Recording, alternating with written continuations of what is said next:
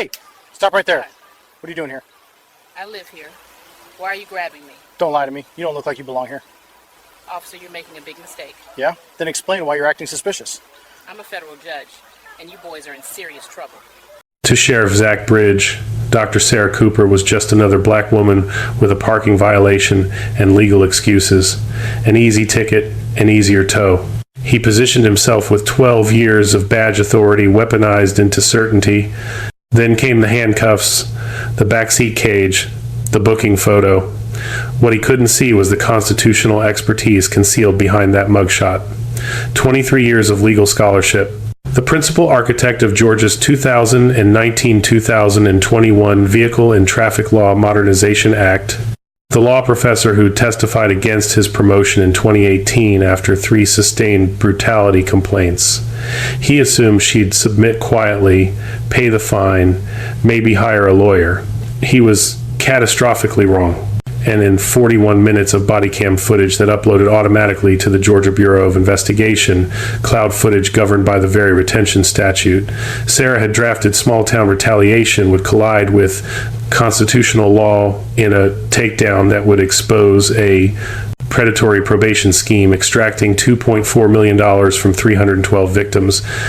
If you are ready to see institutional racism taken down, like this video and drop a comment telling me where you're watching from. And if this is your first time here, hit that subscribe button right now, because you won't want to miss tomorrow's story of cops messing with the wrong people and finding out. Let's continue. The October sky had cleared 20 minutes before Dr. Sarah Cooper pulled onto Azalea Street at 4:47 p.m. The residential block stretched quiet and familiar before her, the same cracked sidewalks she'd walked as a child, the same dogwood trees now bare for autumn, the same sense of nothing ever changing in Willow Creek, Georgia, except the slow accumulation of years. She'd made this drive from Emory University in Atlanta 17 times in the past month, each trip carrying another prescription, another specialist consultation report, another increment in her mother's cautious optimism about managing hypertension without surgery. Today's cargo sat in the CVS bag on her passenger seat, lisinopril 20 milligrams, a beta blocker her mother's cardiologist had finally agreed to try after the previous medication caused persistent dizziness. Simple errand, 40-minute drive, drop off the prescription, check her mother's blood pressure readings from the past week, maybe stay for dinner if Evelyn Cooper insisted, which she would, because that's what mothers did when their daughters drove from Atlanta on a Thursday afternoon.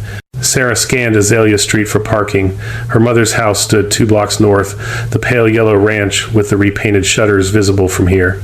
Every spot along the curb was occupied except one, a 15-foot gap beside a fire hydrant that had seen better decades. The hydrant's red paint had faded to rust orange, peeling away in patches that exposed gray metal underneath. No curb marking, no yellow paint designating a no parking zone. Just the hydrant itself, half forgotten by municipal maintenance, standing like a relic from when Willow Creek still had a volunteer fire department instead of the regional service that now covered 3 counties. Sarah pulled into the space with the measured precision of someone who'd parallel parked in Atlanta for 2 decades. She shifted into park, engaged the emergency brake, and reached for the measuring tape she kept in her center console, a habit formed during the 18 months she'd spent drafting the Georgia Vehicle and Traffic Law Modernization Act, when every parking regulation had to be tested against real-world application. She stepped out into the cool afternoon air. The street remained empty except for a gardener's truck 3 houses down and the distant sound of a leaf blower. Sarah extended the measuring tape from her car's rear bumper to the hydrant's center valve, 15 feet, 3 inches. Legal under OCGA. Section 406203A2C, the subsection she personally drafted in consultation with the Georgia Fire Chiefs Association, the Georgia Municipal Association, and 3 traffic engineers who testified before the Senate Transportation Committee in February 2020. The statute was explicit. Parking within 15 feet of a fire hydrant was prohibited unless the curb bore no marking and the hydrant's identifying paint covered less than 40% of its surface. The compromise had been deliberate, a way to balance public safety with the reality that Georgia's smaller municipalities had thousands of forgotten hydrants with no budget for repainting and no resources for remarking every curb. Sarah had written the visibility threshold into the law specifically to prevent arbitrary enforcement, to create an objective standard that protected both firefighters' access and citizens' right to park on public streets they paid taxes to maintain. This hydrant qualified.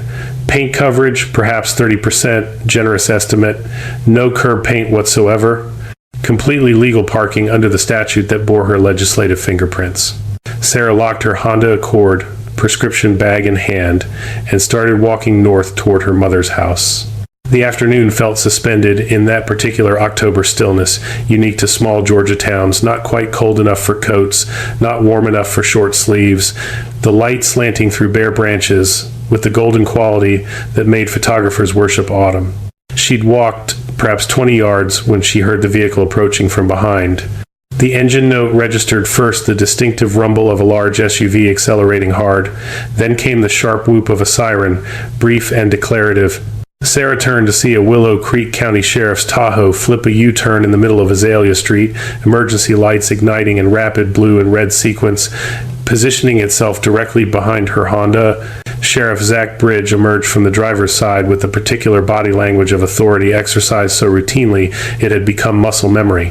52 years old, 6'1", the kind of build that had been athletic 20 years ago and was now sustained by intimidation rather than conditioning. His uniform showed the careful press of someone who understood that appearance mattered, that a crisp shirt and mirror-shine boots communicated power before a single word was spoken. He walked toward Sarah's car, not toward Sarah herself, his attention fixed on the Honda's position relative to the hydrant. His right hand rested on his duty belt near his radio, a practiced gesture that looked casual but positioned him for rapid response. His left hand held a citation book, already open, pen ready. Sarah stopped walking. She turned fully to face the scene unfolding behind her, her legal mind already categorizing the encounter. Investigatory stop, vehicle code enforcement, no reasonable, articulable suspicion of her personally because she was no longer in the vehicle. Bridge hadn't called out to her, hadn't identified himself, hadn't established any connection between her and the parked car. Bridge circled the Honda slowly, examining its position from multiple angles. He crouched beside the rear bumper, eyeballing the distance to the hydrant. He photographed the car with his department-issued smartphone. He photographed the hydrant. He stood and walked to the Tahoe, reached inside, and retrieved a measuring tape from the center console. Sarah watched him measure, watched him check the figure twice, watched him photograph the extended tape measure showing 15 feet, 3 inches. Then Bridge looked up and saw her standing on the sidewalk 30 yards away, prescription bag visible in her hand, professional attire suggesting someone heading home from work or an appointment. His expression shifted through recognition not of her personally, not yet, but of the mathematical problem now facing him. The car was legally parked. The woman wasn't in it. The stop had no probable cause that would survive even basic scrutiny. Some officers would have retreated at that moment, would have climbed back into their vehicle, killed the lights, driven away with nothing more than the minor embarrassment of an unnecessary stop. Some officers understood when they'd made an error and possessed the wisdom to correct course before the error became something permanent. Zach Bridge was not that kind of officer. He closed the citation book, returned it to his Tahoe, activated his body-worn camera with a deliberate tap to the unit mounted on his chest.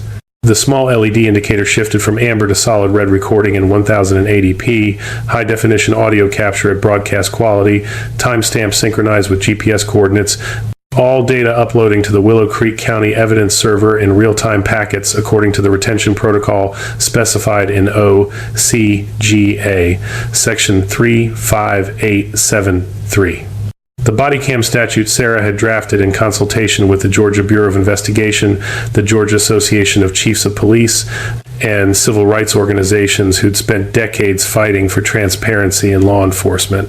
The statute that mandated immediate cloud upload, that prohibited local deletion, that created an evidence chain unbreakable by individual officers or even sheriffs. Bridge walked toward Sarah with purpose. She waited, standing on the public sidewalk outside her mother's neighborhood, prescription bag in hand, watching her own legislation activate in real time around an encounter that should never have begun. Bridge stopped 3 feet away, positioning himself to block her forward movement without physically touching her. His badge caught the afternoon light, a six-pointed star with sheriff engraved across the center, 12 years of county authority compressed into polished metal. His voice carried the flat certainty of someone who delivered this line hundreds of times before, demanding her license and registration while informing her she was getting a ticket and a tow. The body cam recorded everything in crisp 1080p clarity. Later, when the footage played on screens across Georgia, every word would be preserved with the kind of fidelity that left no room for interpretation, no space for competing narratives, no possibility of he said, she said ambiguity.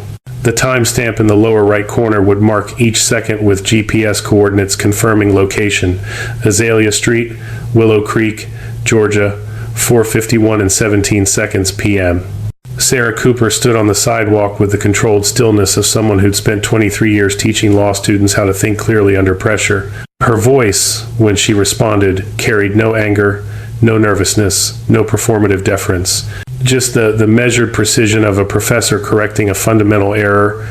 She explained the exact subsection she'd authored, O-C-G-A, Section 406-203-A2C, including the specific language about hydrant visibility thresholds and curb markings. She referenced the legislative history, House Bill 447, passed by the Georgia General Assembly in May 2019, effective the 1st of January 2020. She mentioned the Senate Transportation Committee hearings where fire chiefs had testified about access requirements. She cited the 2020 Attorney General opinion that clarified the visibility standard for municipal enforcement purposes. Bridge interrupted before she could finish the citation, asserting that he'd been sheriff 12 years and knew where people could park. His tone suggested the conversation was over, that her legal explanation was the kind of elaborate excuse he'd heard countless times from people trying to talk their way out of tickets they deserved. 12 years of badge authority compressed into one dismissive sentence. 12 years of deciding who got warnings and who got citations, who got to drive away and who got towed, who deserved the benefit of doubt and who deserved escalation. Sarah's response remained level, academic, the kind of tone she used when a student cited a case without understanding its holding. She noted respectfully that the statute she was quoting went into effect the 1st of January 2020 and suggested he might want to reread Title 40, Chapter 6, Article 14, emphasizing that the law had changed and that this parking space was currently lawful under the amended statute. The shift in Bridges' expression was subtle but unmistakable. His jaw tightened, his eyes narrowed slightly.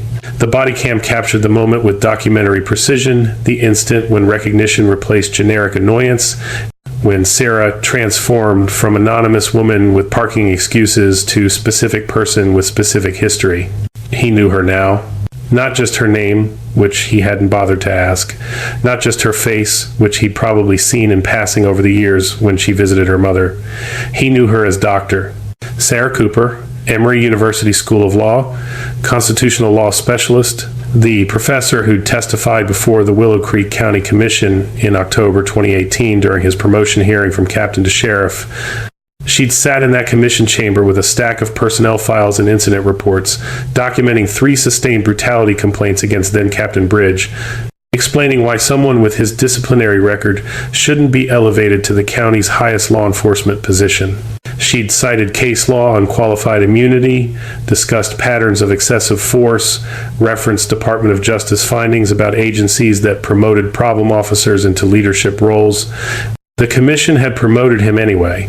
Political loyalty trumped personnel records. Campaign contributions trumped constitutional concerns.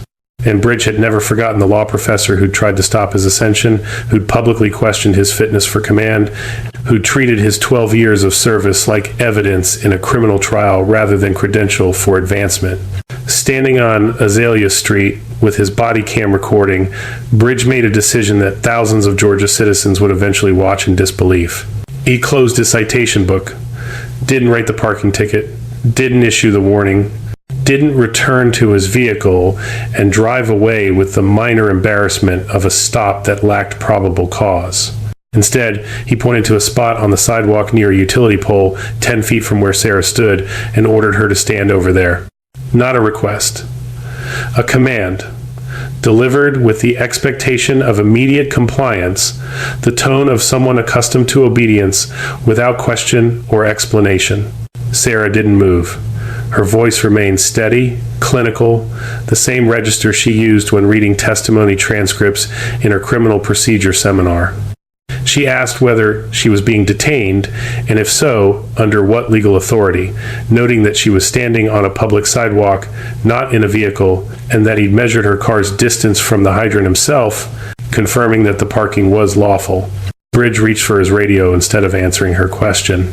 He pressed the transmit button, turned slightly away from her, as if the conversation had ended, spoke into the radio with practiced efficiency, requesting a second unit to Azalea Street between Oak and Maple for a resistive subject refusing lawful orders. Resistive subject. The phrase carried weight in law enforcement coding that suggested physical struggle, implied danger, justified escalation.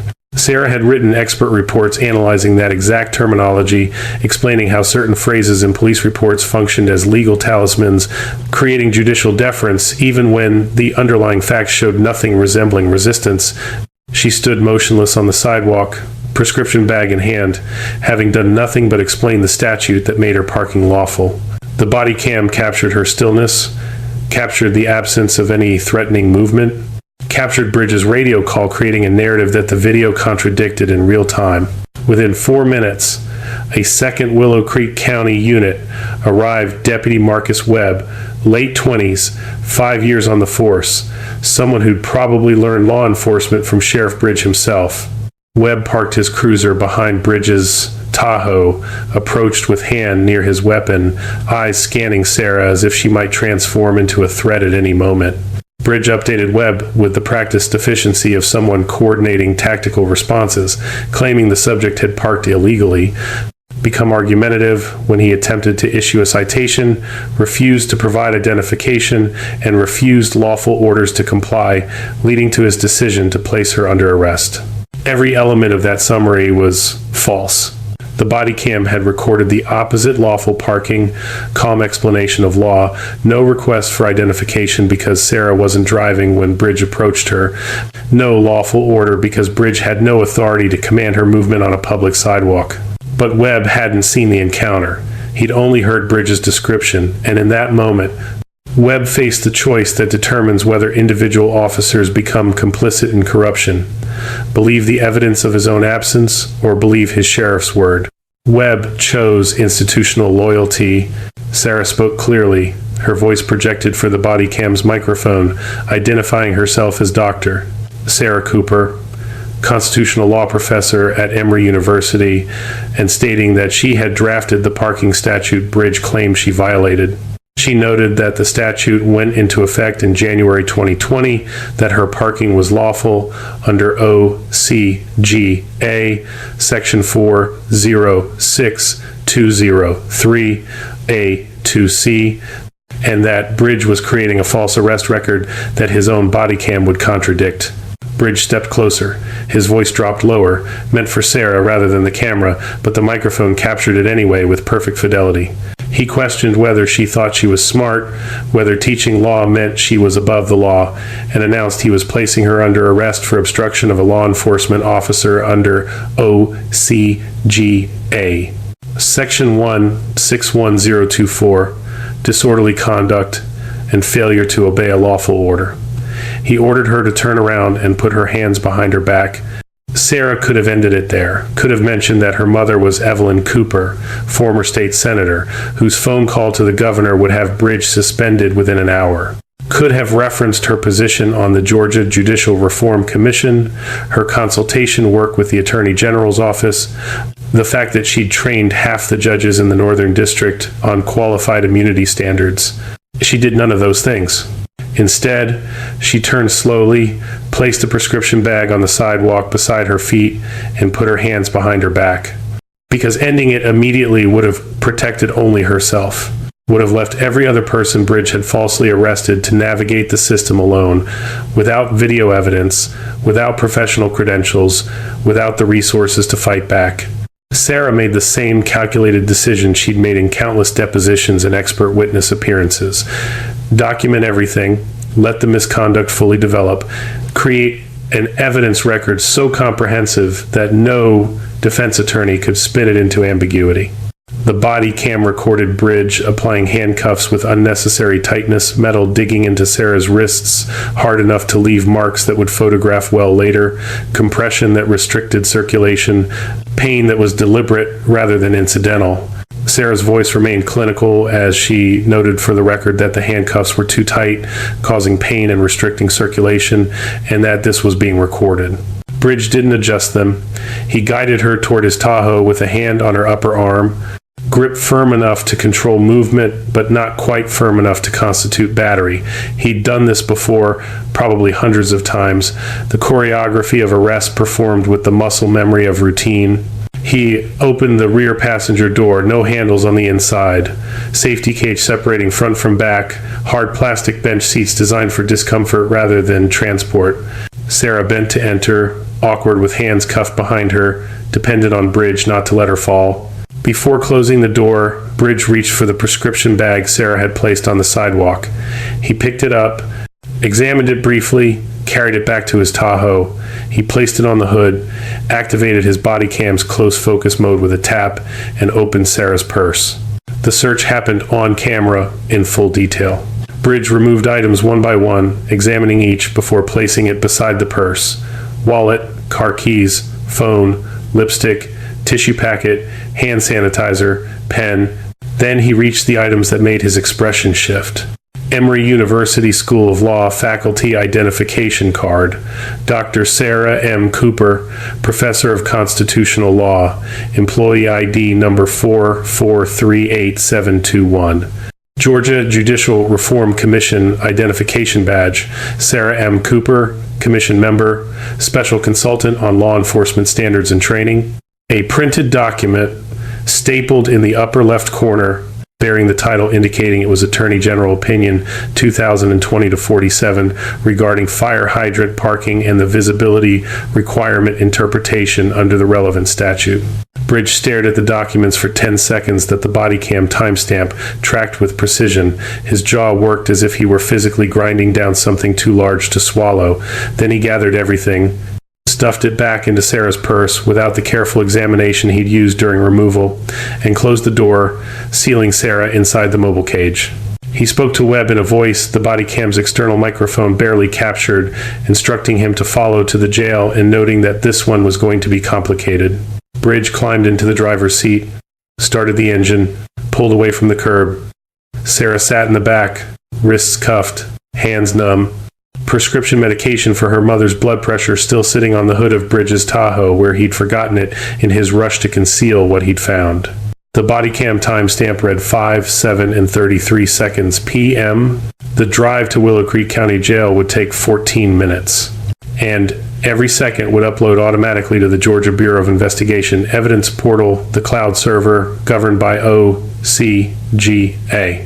Section 35873, the retention statute Sarah had drafted in consultation with the GBI Digital Evidence Standards Committee, the law that made body cam footage indestructible by individual officers, undeletable by sheriffs, untouchable by anyone except the state agency responsible for investigating exactly this kind of abuse. Bridge muttered something Sarah couldn't quite hear over the engine noise and road sound. The body cam captured it clearly, his words about seeing what the judge would say echoing through the recording device mounted on his chest. The Willow Creek County Jail sat on the eastern edge of town where municipal services bled into Pine Forest, a low concrete building that had been modern in 1987 and now simply looked tired. The booking entrance faced away from the main road, positioned for prisoner transport rather than public visibility, a design choice that suggested the facility's primary concern was discretion rather than transparency. Bridge pulled into the Sally Port at 5:21 p.m. The steel roll-up door lowered behind his Tahoe with hydraulic precision, sealing the space before the interior door opened, a security measure preventing prisoners from escaping during transfer, but also preventing witnesses from observing what happened in that enclosed concrete box between street and jail. Sarah sat in the back seat, hands still cuffed behind her, wrists now beyond pain into the dull throb of restricted circulation. She'd stopped testing the cuffs after the first few minutes, stopped trying to shift position into something less agonizing. 23 years of teaching constitutional law had included extensive sections on Fourth Amendment violations, qualified immunity standards, and the long judicial history of handcuff injuries. She knew exactly what was happening to her wrists, knew the marks would be photographable, knew Bridges' unnecessary tightness would become exhibit evidence if this ever reached a courtroom. The interior Sally Port door rolled up. Bridge exited the vehicle, walked around to Sarah's door, opened it with the same controlled efficiency he'd used for the arrest. He helped her out not gently, but not roughly enough to constitute additional battery, and guided her through the steel door into the booking area. The space smelled like every jail booking area Sarah had visited during her research for the Judicial Reform Commission. Industrial cleaner, stress sweat, the particular staleness of recycled air in a room without windows. Fluorescent lights cast everything in the flat illumination that made people look sick even when they weren't. 2 holding cells flanked the room, safety glass walls showing their occupants like museum exhibits. Booking Sergeant Thomas Mitchell sat behind the processing desk, 54 years old, 28 years with Willow Creek County Sheriff's Office. The kind of institutional memory who'd processed thousands of arrestees and developed the 1,000-yard stare of someone who'd seen every variation of human behavior under stress. He looked up from his computer screen as Bridge walked Sarah into the room. His expression shifted immediately from bureaucratic indifference to something closer to confusion, then recognition, then careful neutrality. Mitchell stood. Didn't move from behind his desk, but stood, which was unusual enough to suggest the moment had weight. He addressed her as Professor Cooper, his voice carrying recognition. Sarah met his eyes and acknowledged him by name in return. Mitchell explained that she had spoken at his G-Post in-service training in 2021, specifically the session on constitutional limitations and traffic stops, and noted that she had asked 3 excellent questions about exigent circumstances in vehicle searches. Sarah confirmed she remembered the training session. Bridge interrupted with the tone of someone reclaiming control of a situation slipping sideways, stating that she was under arrest for obstruction, disorderly conduct, and failure to obey lawful orders, and demanding that Mitchell process her like anyone else. Mitchell's eyes moved from Sarah to Bridge, then back to Sarah. His expression suggested mental calculations running in real-time departmental loyalty versus procedural reality, chain of command versus the unmistakable wrongness of what was walking into his booking room. He reached for the processing paperwork with visible reluctance. Sarah spoke quietly, her voice carrying the same academic precision she'd used during the arrest. She asked Mitchell to document something for the record. The handcuffs had been applied too tightly at 5:03 p.m. and had been on for 18 minutes. She had lost sensation in 3 fingers on her left hand. She had asked Sheriff Bridge twice to adjust them. He had refused both times. And this was creating an unnecessary injury that would require medical documentation. Mitchell's jaw tightened. He looked at Bridge with an expression that suggested years of unspoken tension suddenly crystallizing into something requiring immediate decision. Mitchell stated that he needed to remove the handcuffs for processing, noting this was standard procedure. Bridge shook his head, insisting the cuffs should remain until she'd been searched and classified, claiming she'd been resistive since initial contact. Mitchell countered that the body cam didn't show resistance, revealing he'd pulled up the feed while Bridge was in transit. He noted that protocol required removing restraints for processing unless there was immediate danger to staff, and announced he was removing them now.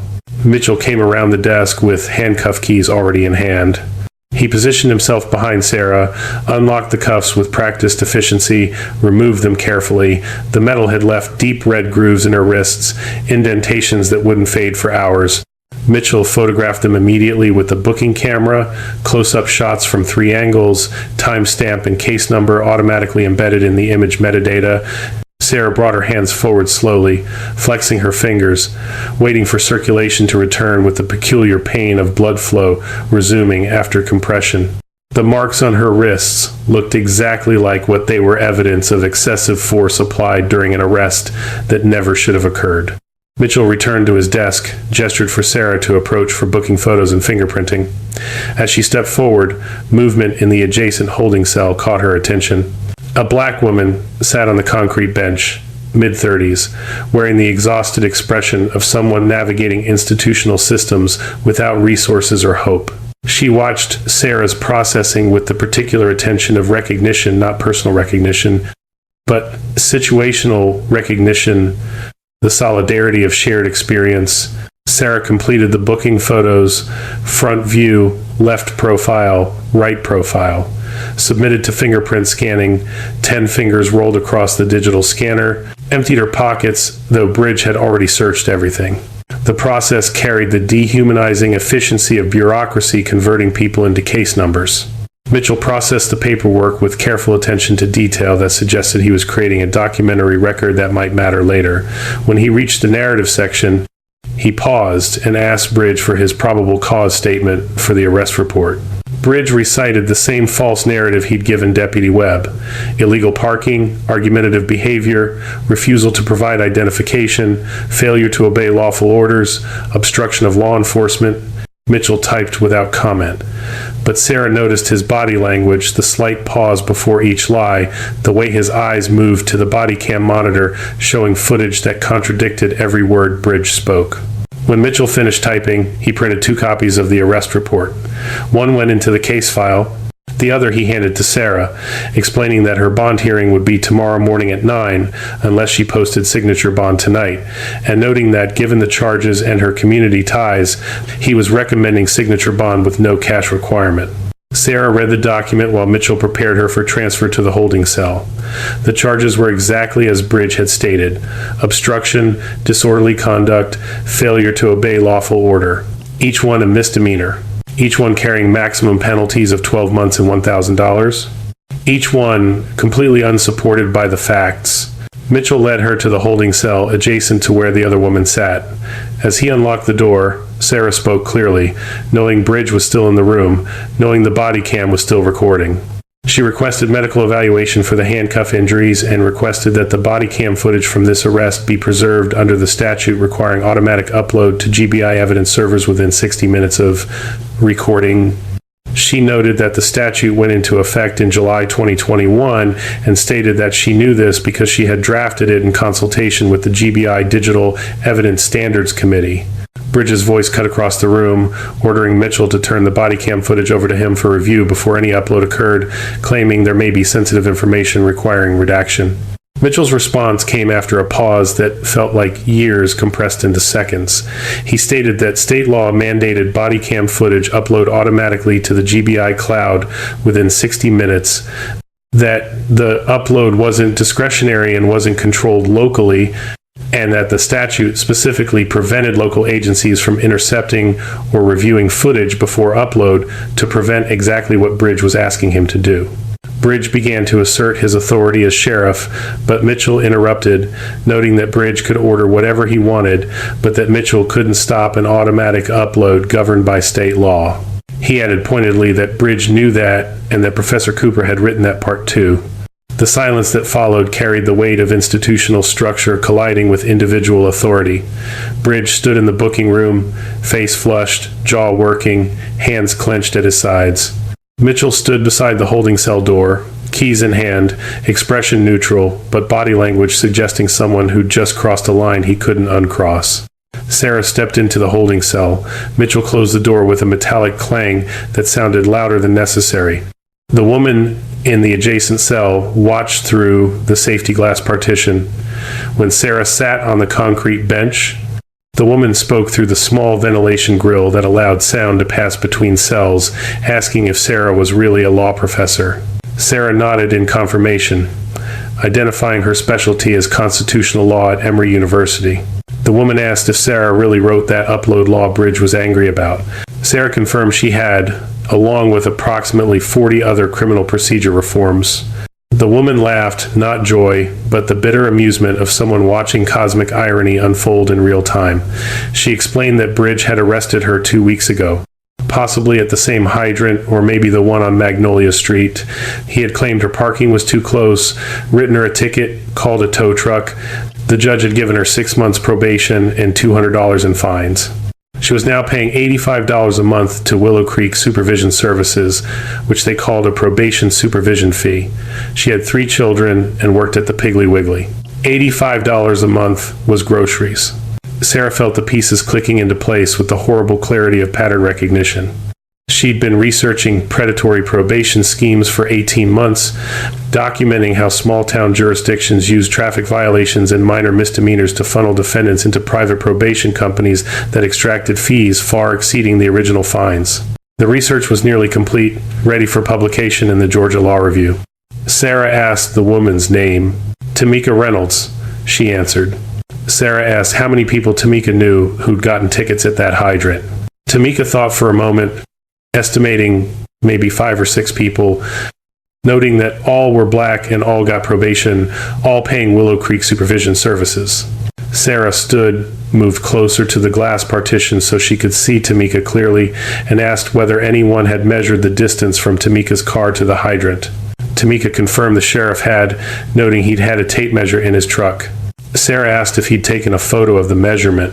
Tamika confirmed he had, explaining he'd walked around taking pictures of everything. Sarah asked whether there was yellow paint on the curb marking it as no parking. Tamika said no, just the hydrant. Sarah asked whether the hydrant was freshly painted red or whether the paint was faded. Tamika's expression showed understanding dawning as she described the faded paint with rust showing through, looking like nobody had painted it in 10 years. Sarah sat back down on the concrete bench, mind working through the documentary evidence she'd need.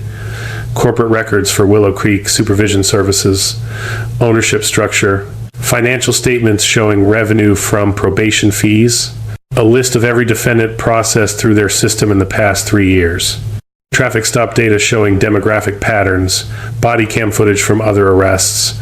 Bridge appeared outside Sarah's cell. He'd been standing in the booking room, just out of sight, listening to the conversation. His expression had gone past anger into something colder. He ordered Mitchell to separate them, demanding that Reynolds be moved to cell 3. Mitchell's voice came from somewhere off to the side, noting there was no security reason to separate them, as they were both nonviolent misdemeanor arrestees. Bridge stated he'd given an order. Mitchell replied that he was documenting his objection to that order in the booking log as procedurally unnecessary and potentially retaliatory. Bridge stepped closer to the safety glass, close enough that Sarah could see the vein pulsing in his temple, the way his hands kept clenching and unclenching. He addressed both women, questioning whether they thought they were smart, whether they believed that knowing the law meant they could come into his county and question how he did his job. Sarah didn't respond. She'd learned decades ago that silence was often the most powerful response to someone demanding engagement. Bridge stood there for another 10 seconds, then turned and walked toward the exit. His voice echoed back from the sally port, telling Mitchell that the body cam footage had better be handled according to procedure, warning that if he found out anyone accessed it inappropriately, there would be consequences. The exterior door clanged shut. Mitchell appeared at Sarah's cell a moment later. He held a first aid kit and a digital camera, stating he needed to document her wrist injuries for the medical log before processing her signature bond release, noting she'd be out within the hour. Sarah extended her wrist through the food slot in the cell door. Mitchell photographed the injuries again, closer shots, better lighting, images that would survive judicial scrutiny. Then he applied antibiotic ointment and gauze bandaging with the careful attention of someone who understood evidence preservation. Mitchell noted quietly that the body cam footage would upload in 37 minutes and that there was nothing the sheriff could do to stop it. The system was designed that way. Someone very smart had made sure individual officers couldn't interfere with evidence. Sarah met his eyes and told him that he'd just made a choice that would cost him politically. She wanted him to know that before this was over, that choice would matter. The GBI would need his testimony. So would the Attorney General, she asked if he was prepared for that. Mitchell nodded slowly, explaining he'd been watching Sheriff Bridge do this for 12 years. Watching him target people who couldn't fight back, watching him run the county like his personal kingdom. Perhaps he should have spoken up sooner, but he was speaking up now. So yes, he was prepared. He walked back to his desk to process the signature bond paperwork. Tamika Reynolds watched through the safety glass partition, her expression showing something Sarah had seen before in clients and students, hope cautiously emerging after years of institutional defeat. The wall clock above Mitchell's desk read 5:47 p.m.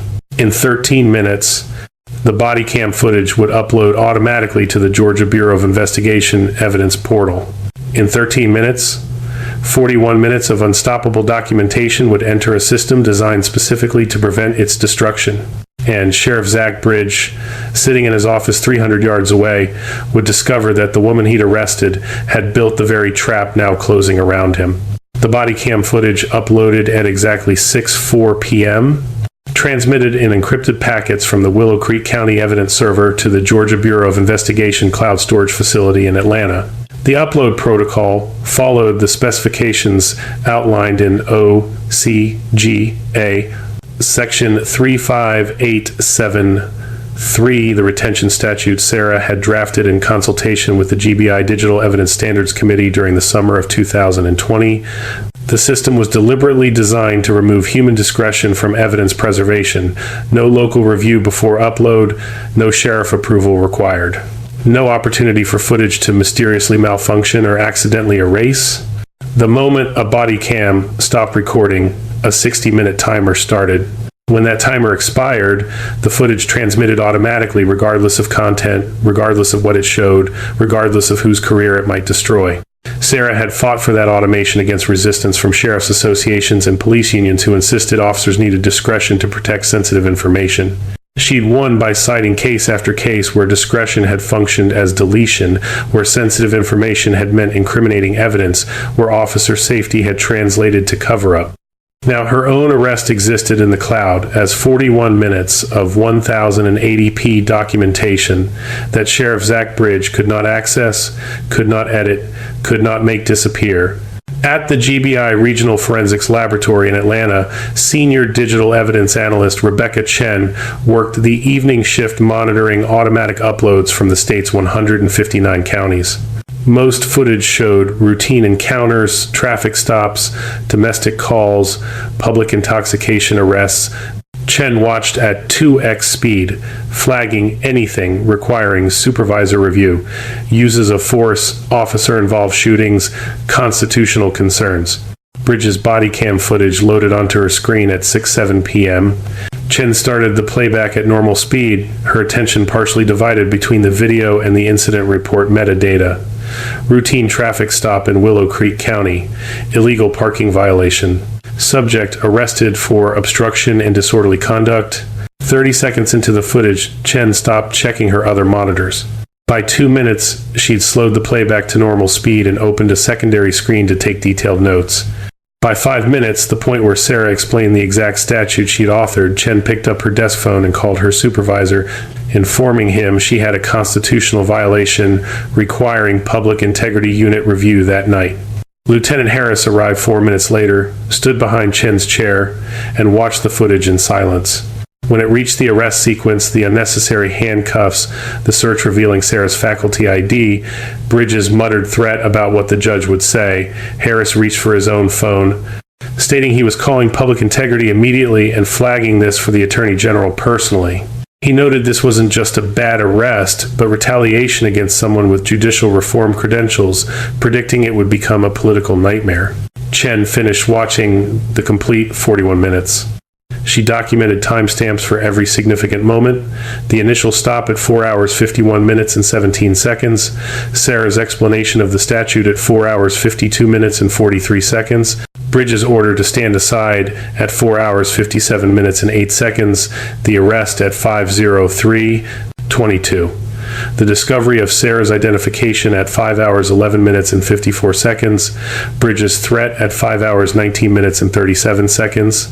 She burned the footage to 3 separate secure storage systems according to evidence preservation protocol. She generated the incident summary report that would route automatically to Public Integrity. She attached her own analyst notes highlighting the constitutional violations visible on camera. The system processed her documentation with bureaucratic efficiency. By 7:43 p.m., the footage and supporting materials had been forwarded to the GBI Public Integrity Unit with a priority flag indicating immediate supervisor review required. Public Integrity Unit Director Sandra Martinez received the alert at 8:17 p.m. while having dinner with her family.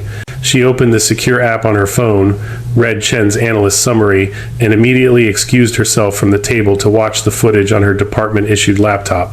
By 9:30 p.m., Martinez had called Attorney General Marcus Whitfield at home, apologizing for the evening intrusion, but noting they had a situation requiring his immediate attention.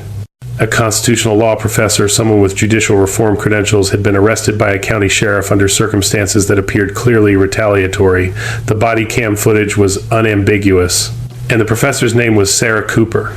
Silence on the line for 3 seconds followed her revelation. Whitfield asked for confirmation that this was Dr. Sarah Cooper, the Emory constitutional law professor. Martinez confirmed it was the same Dr. Cooper who had drafted most of Georgia's criminal procedure reforms in the past 5 years. She explained that Sarah had been arrested for illegal parking beside a fire hydrant, except the parking appeared completely legal under the statute she personally wrote.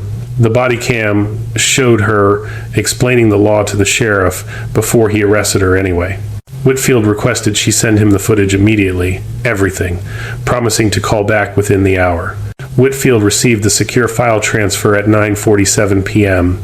He watched the footage once at normal speed, taking notes with the methodical attention of someone who'd spent years studying constitutional law under Sarah's guidance at Emory. He watched it a second time, focusing on the legal issues: Fourth Amendment, seizure without probable cause, arrest without reasonable suspicion, search incident to unlawful arrest, possible retaliation for protected speech.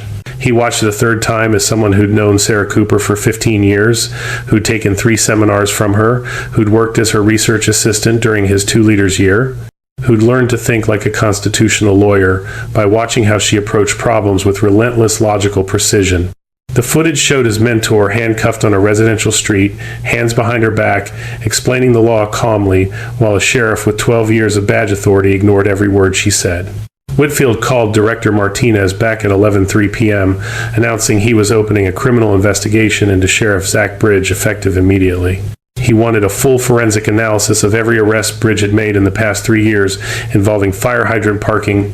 He wanted financial records for any probation supervision companies operating in Willow Creek County. He wanted corporate ownership documents. He wanted to know if there was a systematic scheme or if this was a one-time retaliation incident. And he wanted everything on his desk by 6 a.m. tomorrow. Martinez acknowledged she'd have it, but warned that this would create significant political pressure. Bridge had connections to the county commission. He'd been sheriff for 12 years. Taking him down meant taking on the entire Willow Creek power structure. Whitfield responded that they would take on the entire Willow Creek power structure then. Dr. Cooper hadn't spent 2 decades teaching constitutional law, so county sheriffs could arrest her for following the statutes she wrote. He instructed Martinez to get him everything. Martinez assembled a task force from her home office, calling 7 analysts and 3 field investigators, pulling them from evening plans and family obligations with the urgency of a case that had already escalated beyond routine investigation. By midnight, the team had gathered at GBI headquarters in Atlanta, dividing responsibilities according to the documentation trail they needed to build. Financial Crimes Unit pulled incorporation records for Willow Creek Supervision Services, filed the 15th of January 2020. Principal owner Jennifer Bridge Morrison, registered agent Zachary J. Bridge, business address matching the county sheriff's office. The corporate structure was barely concealed. Bridge's sister-in-law owned the company. Bridge served as registered agent. The business operated from county government property. And the incorporation date coincided exactly with the effective date of Sarah's parking statute, suggesting Bridge had read the new law, identified the enforcement opportunity, and created a probation company to profit from the citations he planned to write. Data Analysis Unit ran arrest statistics for Willow Creek County covering January 2020 through October 2024. 312 arrests for fire hydrant parking violations, 100% resulting in probation sentences, 100% supervised by Willow Creek Supervision Services. Demographic breakdown showing 89% of arrestees were Black or Hispanic, despite Willow Creek's population being only 31% minority. The numbers told the story with statistical clarity. This wasn't routine enforcement. This was targeted predatory prosecution designed to extract fees from specific demographic groups while funneling money into a company owned by the sheriff's family. Financial records showed Willow Creek Supervision Services had collected $2.4 million in probation fees since 2020, an average of $7,700 per defendant over approximately 18 months of supervision. The fees included monthly supervision charges, drug testing, educational programs, administrative costs, late payment penalties, and various other charges that accumulated into debt traps most defendants couldn't escape. By 2:14 a.m., the evidence package was complete. Director Martinez compiled everything into a comprehensive briefing document. The body cam footage with timestamp analysis, corporate ownership records, financial statements, arrest statistics, demographic data, and preliminary legal analysis identifying at least 7 criminal statutes Bridge appeared to have violated. She sent the complete package to Attorney General Whitfield with a priority flag at 2:14 a.m. Whitfield, who hadn't slept, opened the document immediately. He read through page after page of documentary evidence showing exactly what Sarah had suspected during her booking room conversation with Tamika Reynolds: systematic predatory prosecution designed to extract wealth from vulnerable citizens while enriching the sheriff's family. At 6 a.m., Whitfield forwarded the complete briefing to Georgia Governor Nathan Ellis with a cover memo outlining the investigation and requesting authorization for a noon press conference. Governor Ellis read the briefing over morning coffee, watched the body cam footage twice, and called Whitfield at 6:47 a.m., noting the catastrophic nature of the situation. A sitting sheriff had arrested a constitutional law professor for violating a law, she wrote, and they discovered he was running a criminal enterprise through a family-owned probation company. This was national news. This would make Georgia look like it was still operating under Jim Crow. Whitfield suggested they could minimize the damage by getting ahead of it with full transparency, immediate consequences, showing that Georgia took constitutional violations seriously and moved quickly to hold corrupt officials accountable. The governor asked for his recommendation. Whitfield proposed a press conference at noon on the Capitol steps where he would announce immediate suspension of Sheriff Bridge without pay, GBI raid on Willow Creek Supervision Services, statewide moratorium on private misdemeanor probation companies pending comprehensive reform. They would play the body cam footage publicly. They would make clear that Georgia protected citizens' constitutional rights, regardless of who violated them. The governor asked about Dr. Cooper and whether Whitfield had spoken with her. Whitfield confirmed he'd spoken with her the previous night and that she was prepared to cooperate fully. She wanted justice for all the victims, not just for herself.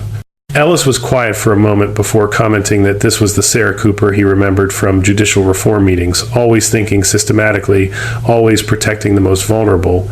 He authorized the press conference and noted he'd be there personally to show executive support. By 8 a.m., the pieces were moving with bureaucratic momentum that felt almost unstoppable. GBI Public Integrity Unit agents assembled for operational briefing on the Willow Creek Supervision Services raid. Press office began drafting release statements. Legal staff prepared the emergency suspension order for Bridge, and Marcus Whitfield called Sarah Cooper, who was sitting in her mother's kitchen drinking coffee and explaining why she'd been arrested the previous evening. Sarah posted signature bond at 8:03 a.m. after spending the night in the Willow Creek County holding cell on a foam mat that smelled like industrial disinfectant and decades of institutional accommodation. Her wrists still showed the deep red grooves where Bridges' handcuffs had compressed tissue and restricted circulation for 18 minutes. Sergeant Mitchell had photographed the injuries twice more during overnight rounds, documenting how the marks darkened over time into the kind of evidence that prosecuted excessive force cases. The release paperwork processed quickly. Mitchell handed her the property envelope containing her phone, wallet, keys, and the Emory faculty ID that had triggered Bridges' recognition. The prescription bag with her mother's blood pressure medication had been retrieved from where Bridge abandoned it on his Tahoe's hood 6 hours late but undamaged. Sarah signed the custody release form and walked toward the exit. The jail's front lobby was empty except for a custodian mopping floors with methodical attention to institutional cleanliness. Early morning light filtered through security glass that turned sunshine into something gray and filtered. She pushed through the exterior door into October air that felt like freedom despite her still pending charges. Her phone showed 43% battery, 68 missed calls, 97 text messages, and 17 voicemail notifications. She scrolled through the contacts: her mother, her research assistant, colleagues from Emory, 3 journalists whose names she recognized from legal reporting, and Attorney General Marcus Whitfield's direct line appearing 6 times between 11 p.m. and 6:47 a.m. The most recent voicemail was from Whitfield, time-stamped 6:52 a.m., his voice explaining he knew she was still in custody, but asking her to call immediately upon release. The situation had escalated significantly overnight.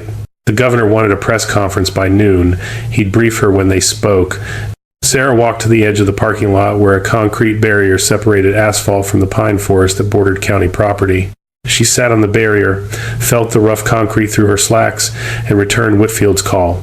He answered before the first ring completed, instructing her to tell him she was somewhere safe and away from the Willow Creek Sheriff's Office. Sarah confirmed she was in the jail parking lot, just having posted signature bond, and that she was fine. Whitfield told her to listen carefully. Last night, he'd received her arrest body cam footage through GBI's automatic flagging system. He'd watched it 3 times. He'd briefed the governor. He'd assembled a task force that worked through the night, documenting Sheriff Bridges' entire operation. What she'd suspected about the predatory probation scheme was accurate, and it was worse than she'd imagined. Sarah felt the pieces clicking into place with the horrible clarity of systematic abuse finally exposed. She asked how much worse. Whitfield laid out the numbers. 312 defendants over 4 years, $2.4 million in total fees collected. Willow Creek Supervision Services, owned by Bridges' sister-in-law, with Bridge serving as the company's registered agent, the business operating from county property.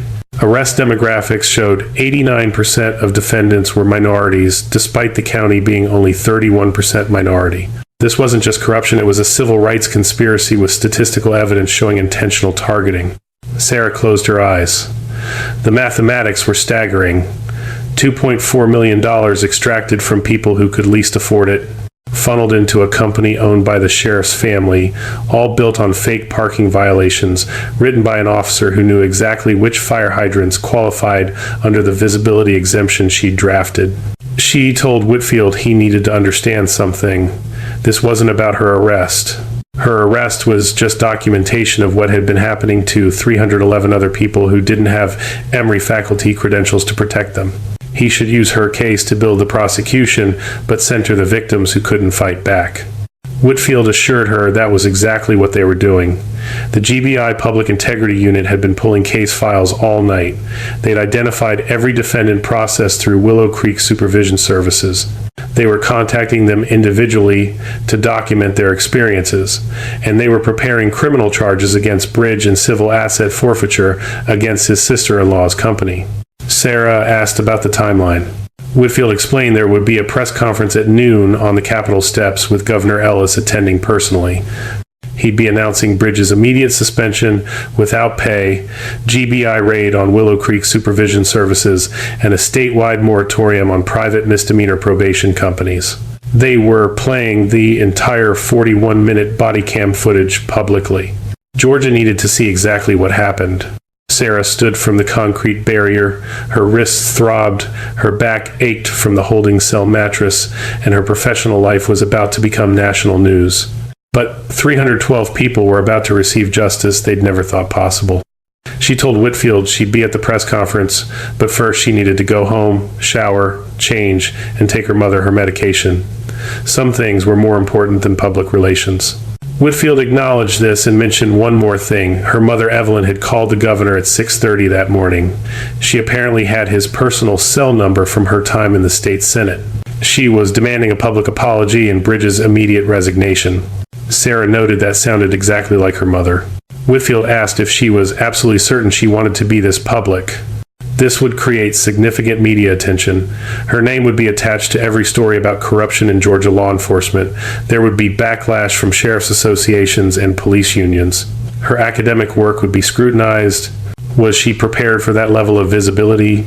Sarah thought about Tamika Reynolds sitting in the holding cell, calculating whether $85 per month meant groceries or probation supervision. Thought about 311 other people making similar impossible calculations while Sheriff Bridge profited from their suffering.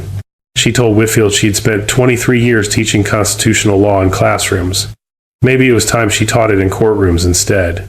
He should use her arrest, use her name, use whatever he needed to shut this operation down and protect everyone else Bridge had victimized.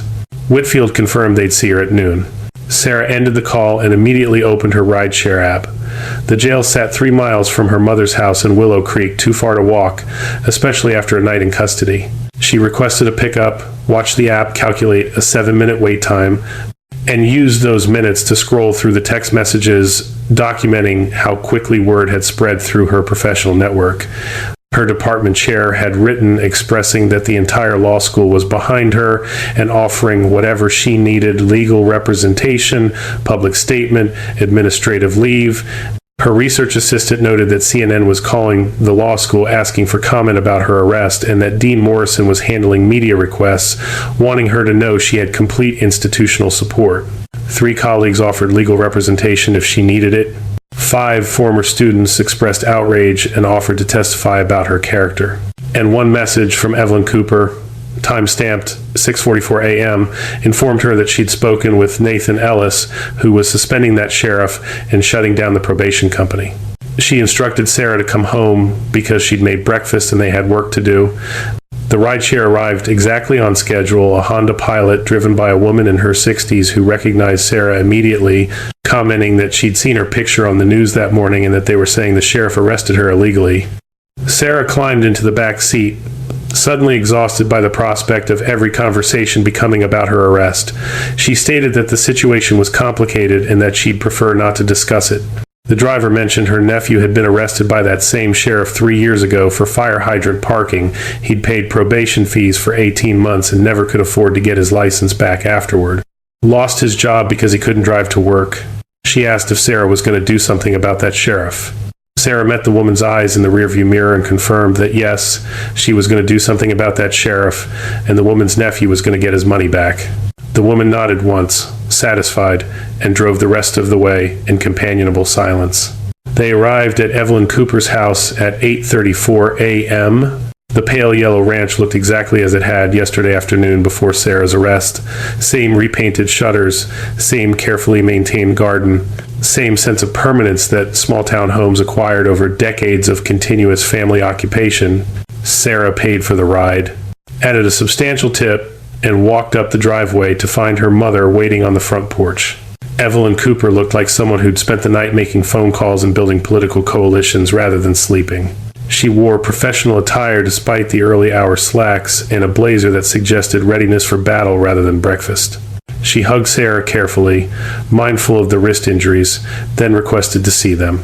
Sarah extended her wrists. The marks had darkened overnight into dramatic evidence of excessive force. Evelyn photographed them with her phone from 3 angles, stating she was sending these to Nathan Ellis personally because he needed to see what his county sheriffs were doing to professors who wrote the laws they were supposed to enforce.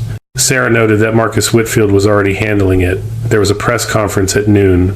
Bridge was being suspended. The GBI was raiding his probation company. The system was actually working this time. Evelyn countered that the system was working because Sarah had institutional power and she had political connections. What about everyone else Bridge arrested who didn't have those advantages? They deserved the same justice. Sarah confirmed that was exactly what she'd told Marcus. He was contacting all 312 victims individually. This wasn't just about her.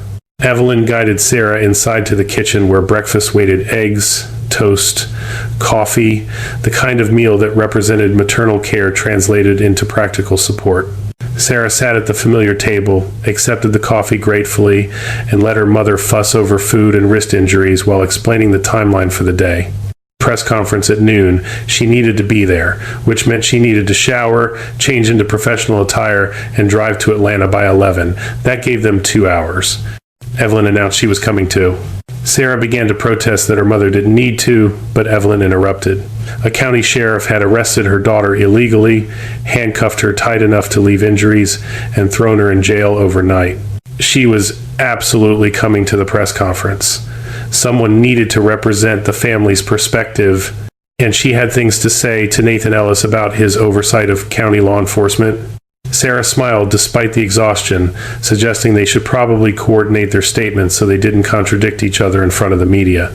They spent the next 90 minutes rehearsing the narrative, anticipating reporter questions, discussing how to center the victims rather than Sarah's personal experience.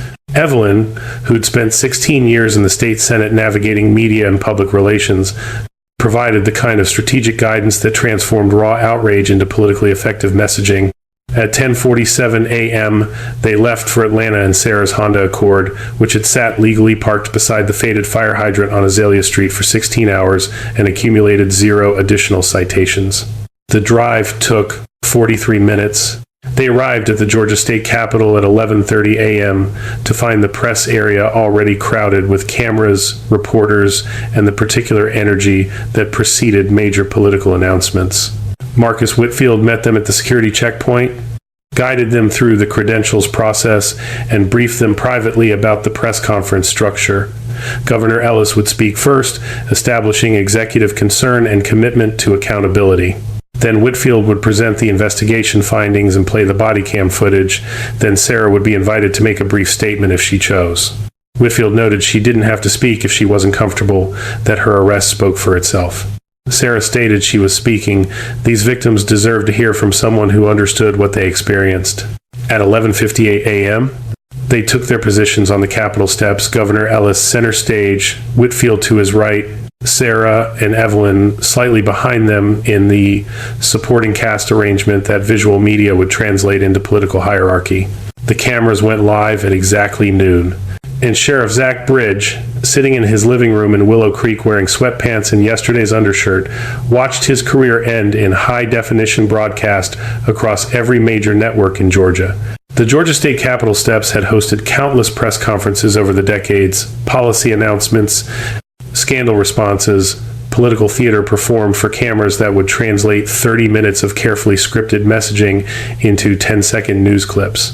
But the October 29th noon conference carried a different weight. The assembled reporters sensed it in the unusual attendance, Governor Nathan Ellis appearing personally rather than sending a spokesperson, Attorney General Marcus Whitfield with the GBI director standing beside him, and Dr. Sarah Cooper positioned in the frame with visible wrist injuries that photographed dramatically in the midday light. Governor Ellis approached the podium at exactly 12 p.m. His expression carried the careful neutrality of someone delivering news that was simultaneously good and catastrophically embarrassing for the state he governed. He opened by stating he was there to address a matter of grave concern regarding constitutional violations and systematic corruption in Willow Creek County. Yesterday at approximately 4:47 p.m., Sheriff Zach Bridge had arrested Dr. Sarah Cooper, a constitutional law professor at Emory University, for illegal parking beside a fire hydrant. There was one problem. The parking was completely legal under Georgia Statute OCGA, Section 406203A2C, a statute that Dr. Cooper had personally drafted as principal author of Georgia's 2019 to 2021 Vehicle and Traffic Law Modernization Act. The reporter's attention sharpened. Cameras adjusted focus. Pens moved across notebooks with renewed urgency. Ellis continued, explaining that the arrest had been captured on Sheriff Bridges' body-worn camera, and that footage had uploaded automatically to the Georgia Bureau of Investigation evidence portal in accordance with state retention laws that Dr. Cooper had also helped draft. What that footage showed was deeply troubling. It showed a law enforcement officer arresting a citizen for correctly following the law. It showed retaliation for protected speech. It showed abuse of authority. And it opened an investigation that revealed something far worse. Ellis paused, letting the weight accumulate. Over the past 4 years, he explained, Sheriff Bridge had arrested 312 individuals on similar fire hydrant parking charges. All of those arrests resulted in probation sentences. All of that probation was supervised by a private company called Willow Creek Supervision Services, a company owned by Sheriff Bridge's sister-in-law and registered with Sheriff Bridge as its corporate agent. That company had extracted $2.4 million in fees from defendants, the vast majority of whom were minorities arrested for violations of a law they did not actually break. The press area erupted in questions. Ellis raised his hand for silence, stating he'd take questions after the presentation, but wanting first to announce the following immediate actions. Effective noon today, Sheriff Zach Bridge was suspended without pay pending criminal investigation. The Georgia Bureau of Investigation was executing search warrants at Willow Creek Supervision Services to seize all corporate records. He was issuing an executive moratorium on all private misdemeanor probation companies operating in Georgia pending comprehensive reform legislation. And he was directing the Attorney General to personally oversee prosecution of all criminal charges arising from this investigation. Ellis stepped back. Marcus Whitfield took the podium. Whitfield thanked the governor and explained what he was about to show was the complete body cam footage from Dr. Cooper's arrest. He wanted to warn them this video was 41 minutes long. They were playing it in its entirety because the public deserved to see exactly what happened, without editing, without spin, without the selective clips that might allow anyone to claim the footage was taken out of context. Behind Whitfield, a massive screen mounted on the Capitol steps flickered to life. The body cam timestamp appeared in the lower right corner, the 28th of October, 2024, 4:51 and 17 seconds, p.m., Azalea Street, Willow Creek, Georgia. The footage played in real time, the cameras repositioned to capture both the screen and the gathered officials' reactions. Every word Sarah had spoken was preserved in broadcast quality audio. Every legal citation she'd provided. Every moment of Bridges' escalating anger. The handcuffs applied too tightly, the search that revealed her faculty credentials, the muttered threat about what the judge would say. Reporters watched in silence. Some took notes. Others simply stared at the screen with the expression of people witnessing something fundamentally wrong playing out with documentary precision.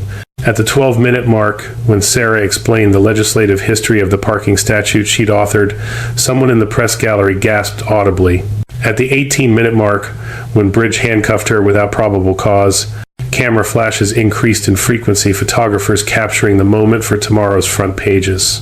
At the 23-minute mark, when Bridge discovered Sarah's Emory faculty ID and Judicial Reform Commission badge, a reporter in the front row swore quietly. The footage played to completion.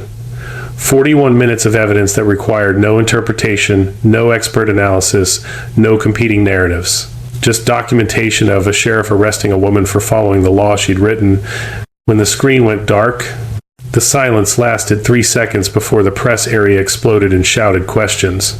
Whitfield waited for partial quiet, then continued, explaining that the footage had been uploaded automatically to GBI servers the previous night at 6:04 p.m. in accordance with the body cam retention statute Dr. Cooper had drafted in 2020. The statute was specifically designed to prevent local agencies from interfering with evidence preservation. It worked exactly as intended. Sheriff Bridge could not edit this footage, could not delete it, could not prevent its upload. The system protected the evidence, and now that evidence protected the 312 victims of his scheme. Whitfield consulted his notes and laid out the investigation findings. Willow Creek Supervision Services was incorporated the 15th of January 2020, 11 days after Dr. Cooper's parking statute went into effect.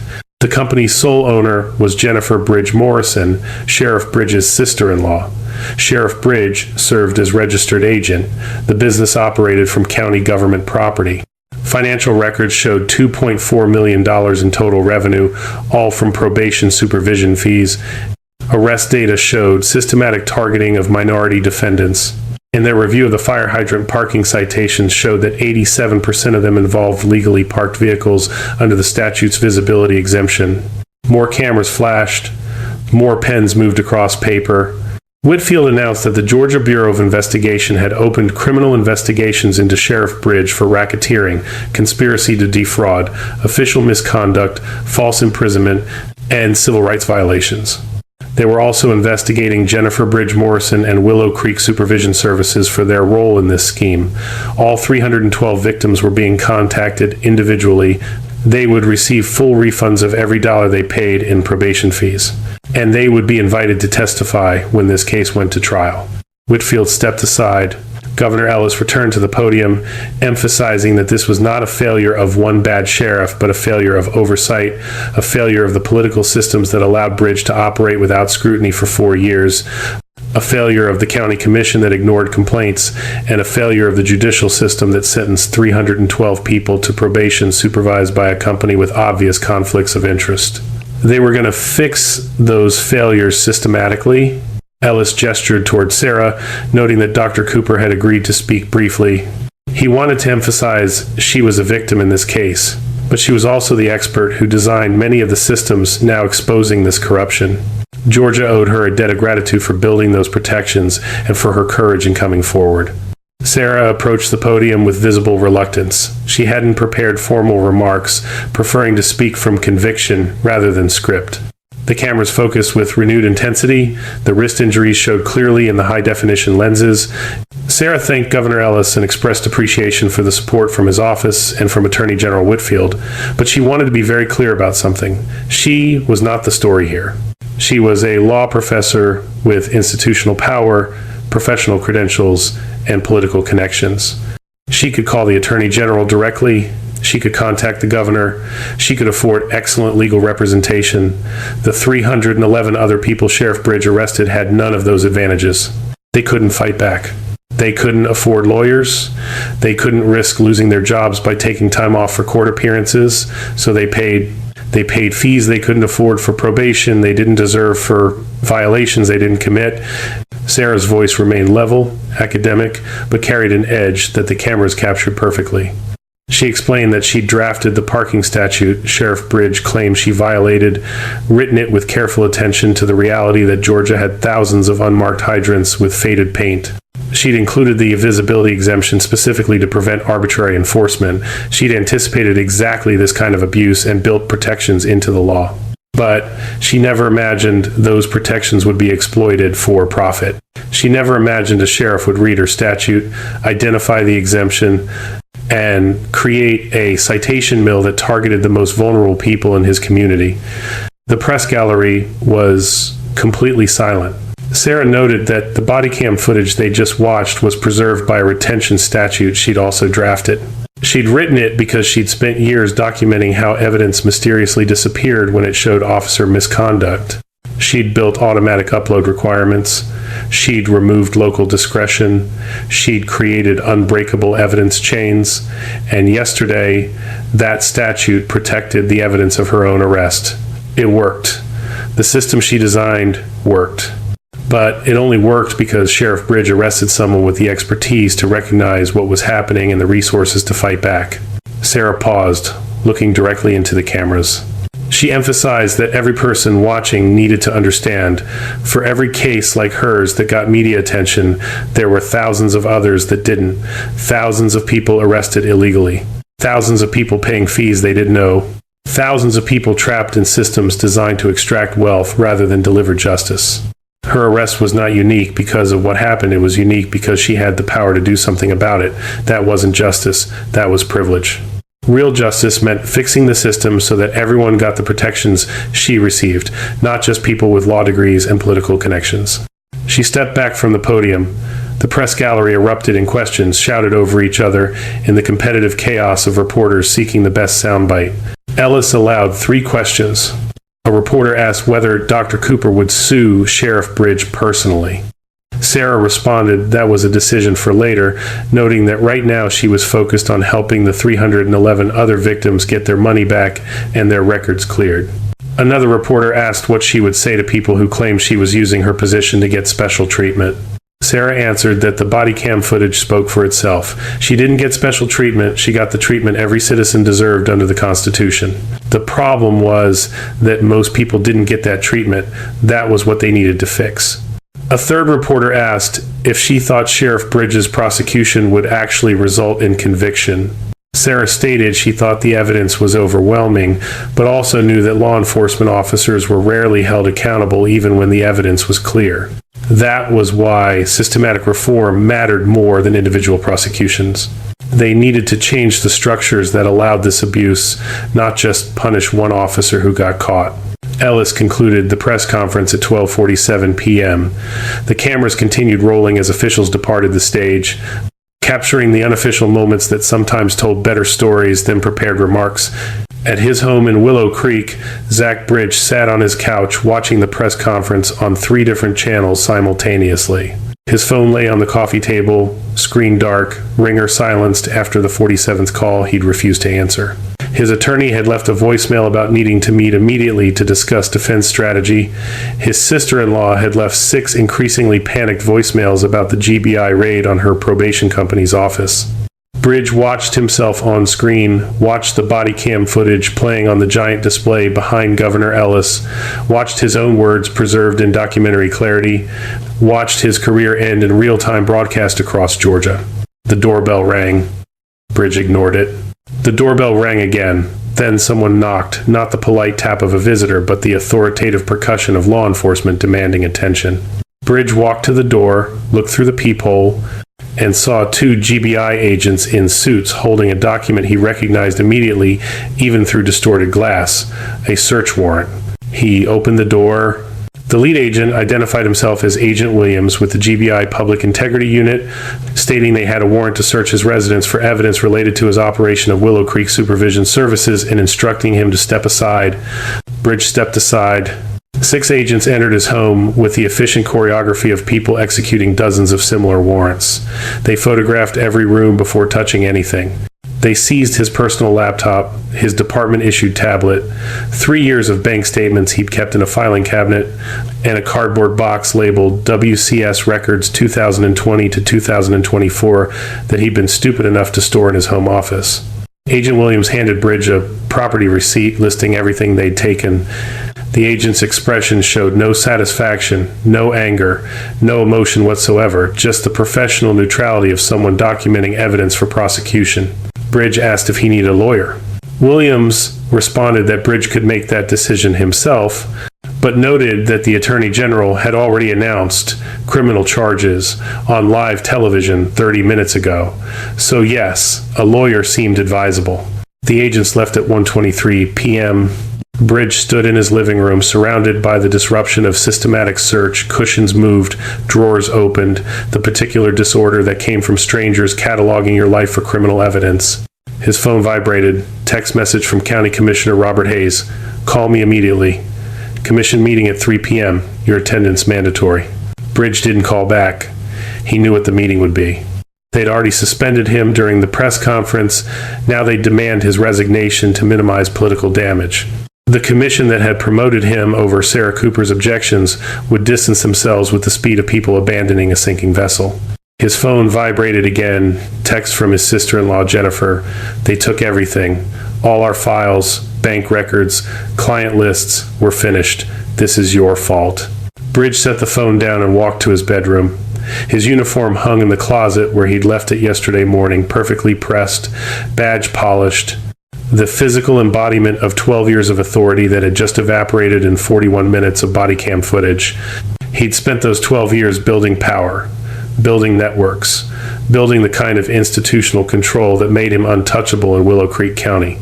He'd survived 3 brutality complaints, survived Sarah Cooper's testimony against his promotion, survived because county politics protected sheriffs, because voters trusted badges more than professors, because the system was designed to shield law enforcement from accountability.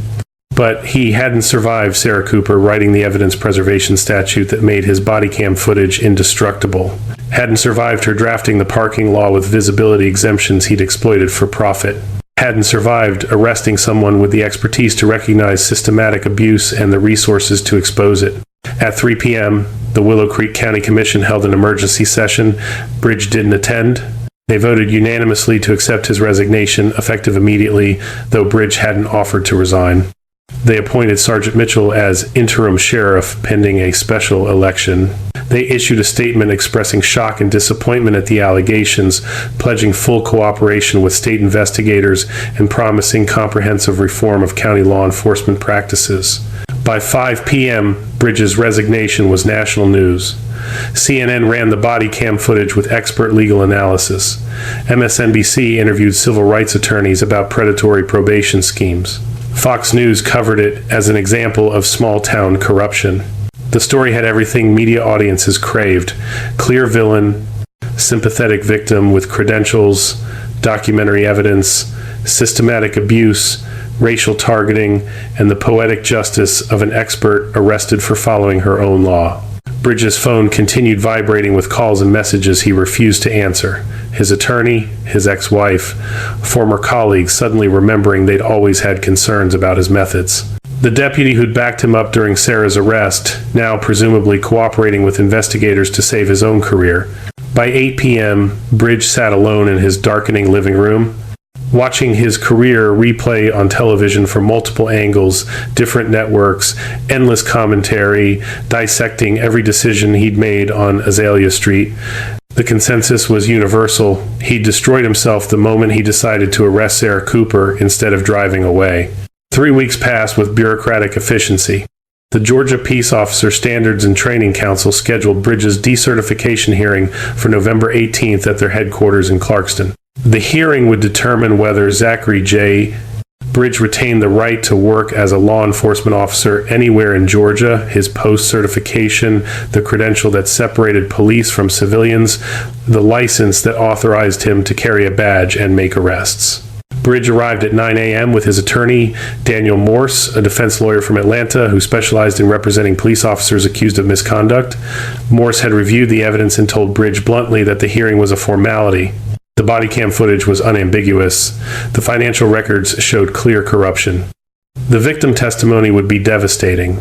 Their only strategy was damage limitation, accept decertification, avoid criminal conviction, try to negotiate a plea that kept him out of prison. The hearing room was smaller than Bridge expected, more like a conference room than a courtroom, with a long table for the 7-member post-counsel, chairs for witnesses, and gallery seating for perhaps 30 people. Every seat was occupied. Reporters filled the back rows. GBI investigators sat together on the left side, and in the front row, directly in Bridges' sightline, sat Dr. Sarah Cooper, flanked by Attorney General Marcus Whitfield and 7 other people Bridge recognized from their booking photos, his victims, here to testify. Council Chairman Raymond Foster called the hearing to order at 9:17 a.m. He explained the procedures. The state would present evidence supporting decertification. Bridges' attorney could cross-examine witnesses and present defense evidence. Then the council would deliberate and vote. The standard was preponderance of evidence, more likely than not that Bridge had violated post standards. Not the beyond reasonable doubt standard of criminal trials, but the civil standard that required only 51% certainty. Assistant Attorney General Lisa Chen stood to present the state's case. She was young, early 30s, but moved with the confidence of someone who'd prosecuted dozens of police misconduct cases. She began by playing the body cam footage. The council had already reviewed it, but she wanted it fresh in their minds. All 41 minutes, unedited, exactly as it had played at the Capitol press conference. Bridge watched the council members watching the screen. Their expressions showed what Morse had predicted. This was already over. When the footage ended, Chen called her first witness, Dr. Sarah Cooper. Sarah took the witness chair with the same composed precision Bridge remembered from Azalea Street. She wore professional attire, dark suit, minimal jewelry, the presentation of academic authority made visual. Her wrists no longer showed the handcuff marks, but Chen had those documented in photographs that would enter evidence shortly. Chen asked Sarah to explain her background. Sarah provided her credentials with clinical detachment. J.D. from Yale Law School, 23 years teaching constitutional law at Emory University, principal drafter of Georgia's Vehicle and Traffic Law Modernization Act, author of the Body Cam Retention Statute, member of the Georgia Judicial Reform Commission, consultant to the Attorney General's Office on Qualified Immunity Standards. Chen asked whether Sarah had been legally parked on Azalea Street on October 28th. Sarah confirmed she had been explaining the exact statutory language of OCGA. Section 406203-2C, the legislative history behind the visibility exemption, the measurements she'd taken, and the photographic evidence showing the hydrant's faded paint and unmarked curb. Chen asked what happened when Sheriff Bridge approached her. Sarah recounted the encounter with the precision of someone who'd taught evidence law for 2 decades.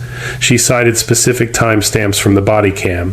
She quoted Bridges' exact words. She explained each constitutional violation as it occurred. The seizure without reasonable suspicion, the arrest without probable cause, the search incident to unlawful arrest, the excessive force in handcuff application, the retaliatory motive evident in Bridges' recognition and subsequent escalation. Morse declined to cross-examine. What could he ask that wouldn't make things worse? Chen moved to the financial evidence.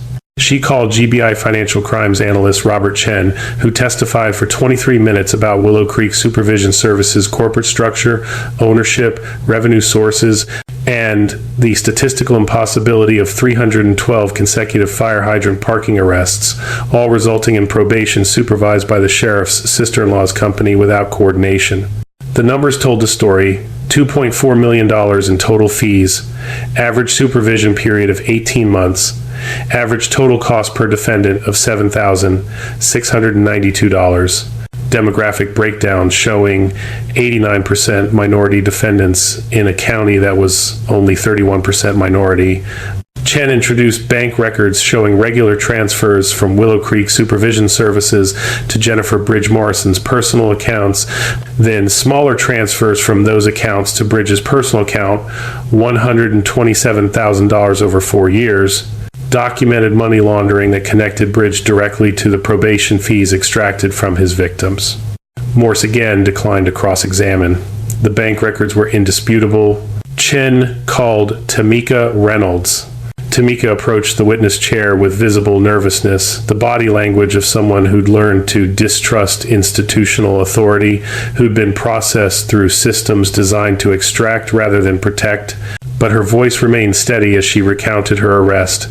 The same faded hydrant, the same measuring tape, the same threats, the same 6 months probation, the same $85 monthly fees she couldn't afford, the same impossible choice between groceries and compliance.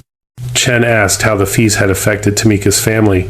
Tamika explained she had 3 children, ages 9, 7, and 4. She worked at the Piggly Wiggly, making $11.50 per hour, approximately $1,840 monthly after taxes. Her rent was $750. Utilities averaged $180. Childcare for her youngest was $400. Groceries for 4 people ran about $450. Car payment and insurance totaled $320. That left $140 per month for everything else: clothing, school supplies, medical expenses, emergency repairs, and the $85 probation supervision fee. The math was impossible. Every month meant choosing which bills to pay late, which necessities to defer, which risks to take. She'd fallen behind on car insurance twice, driven without coverage because she needed the car to get to work, risked losing everything if she got pulled over. All because Sheriff Bridge had arrested her for parking legally beside a hydrant with faded paint. Chen asked if Tamika had tried to fight the charge. Tamika responded she couldn't afford a lawyer. The public defender had told her to take the probation deal because fighting it meant multiple court appearances, meant missing work, meant risking her job. So she pled guilty to something she didn't do because pleading guilty was cheaper than proving innocence. Chen thanked her and sat down. Morse started to rise, then settled back into his chair. Cross-examining Tamika would only emphasize the cruelty of what Bridge had done. Chen called 6 more victims over the next 90 minutes. Their stories varied in details but shared the same structure: legal parking, false arrest, coerced guilty plea, predatory fees, cascading financial consequences, a single mother who'd lost her housing, a warehouse worker who'd been fired after missing shifts for probation appointments, a college student who dropped out because he couldn't afford both probation fees and tuition, an elderly man on fixed income who'd gone without prescription medication to pay supervision fees.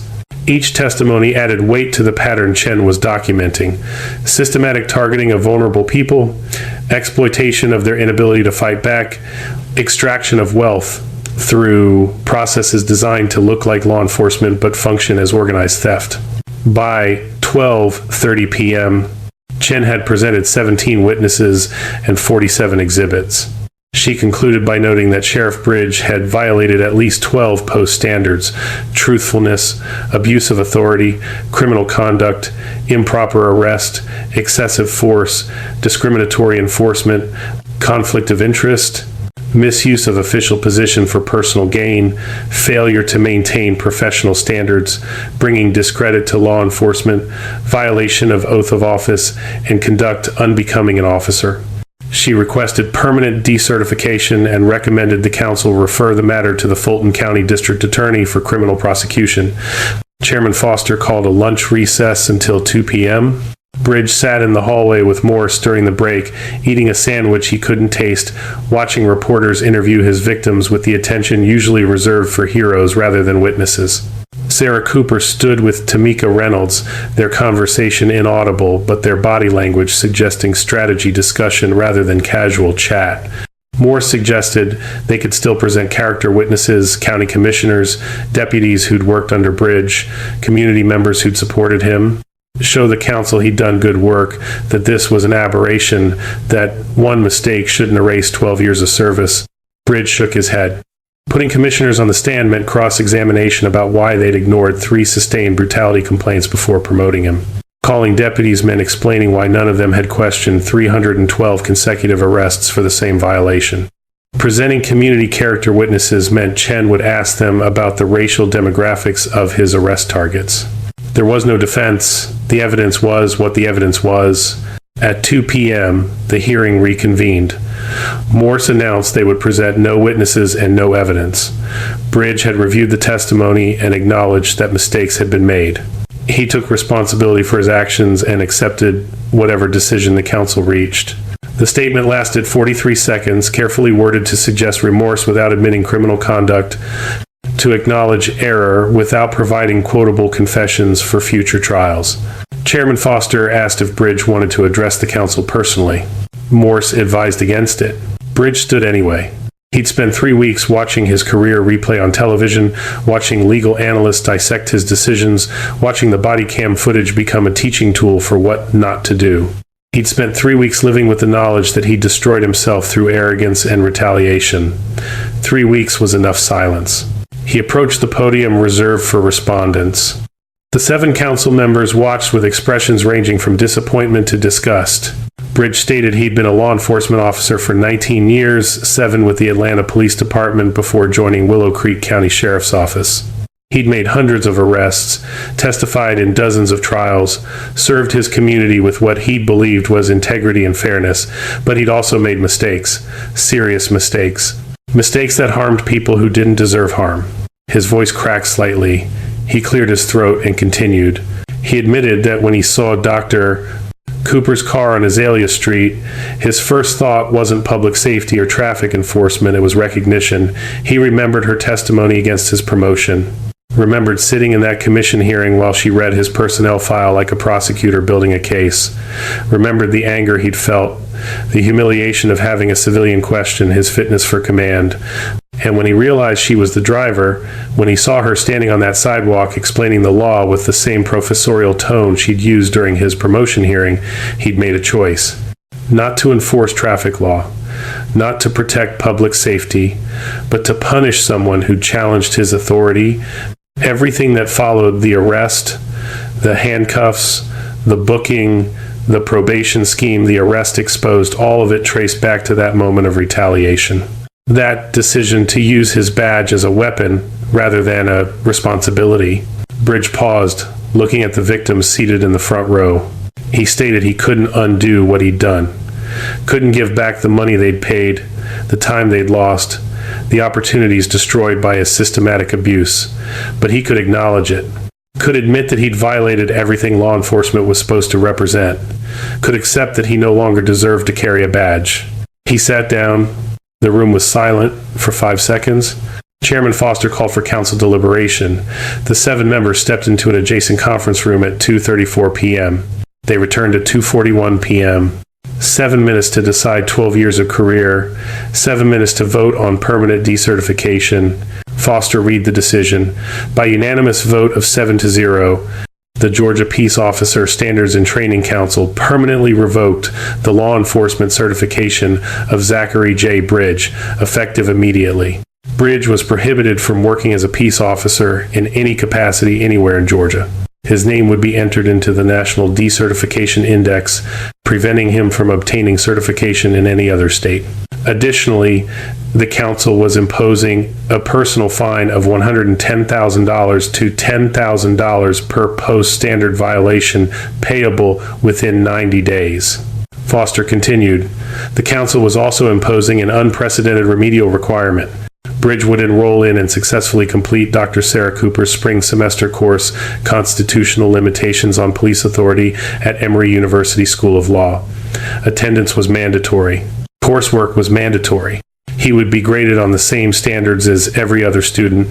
Failure to complete the course with a passing grade would result in additional criminal referrals for contempt of the council's order. Bridge heard Morse inhaling sharply beside him, heard murmurs from the gallery, heard someone, possibly Sarah Cooper, make a sound that might have been surprised laughter or might have been something else entirely. Foster added that the council recognized this requirement was unusual, perhaps unprecedented in post-history, but Dr. Cooper had drafted the laws Bridge violated. She designed the systems that exposed his corruption. She taught constitutional law to thousands of students who would become the prosecutors, defense attorneys, and judges who would shape Georgia's justice system.